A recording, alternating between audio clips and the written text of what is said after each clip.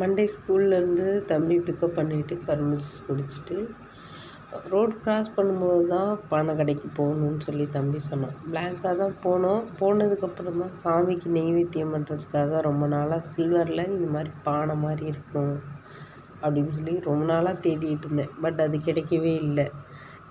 ஏனோ இந்த மண் பாட்டில் பார்த்தோன்னே எனக்கு பிடிச்சிருந்துச்சி. அது இல்லாமல் திக்னஸாக இருந்தது. பானை மட்டும்தான் கொஞ்சம் திக்னஸ் கம்மியாக இருந்தது. ஸோ அதை எடுத்துகிட்டு ஈவினிங் வந்துட்டு ஒர்க்லாம் முடிச்சுட்டு நைட் தண்ணிக்குள்ளே போட்டு ஊற வச்சுருந்தேன். பானை கடையிலே சொன்னாங்க, நைட் ஃபுல்லாக தண்ணிக்குள்ளே ஊற வச்சுருந்தீங்கன்னா பானையில் இருக்க அந்த மண் வாசம் போயிடும். அதுவும் இல்லாமல் அதை கொஞ்சம் க்ளீன் பண்ணிவிட்டு யூஸ் பண்ணிங்கன்னா நல்லாயிருக்கும் அப்படின்னாங்க. நானும் அதே மாதிரி தான் நைட் ஊற வச்சுருந்தேன். வரும்போதே க்ரோசரி ஐட்டம்லாம் வாங்கிட்டு வந்துட்டு நைட் ஃபுல்லாக ஊறிடுச்சு. காலைல அந்த தண்ணியை தொடும்போதே ஒரு மைல்டான ஹீட்டில் தான் இருந்தது.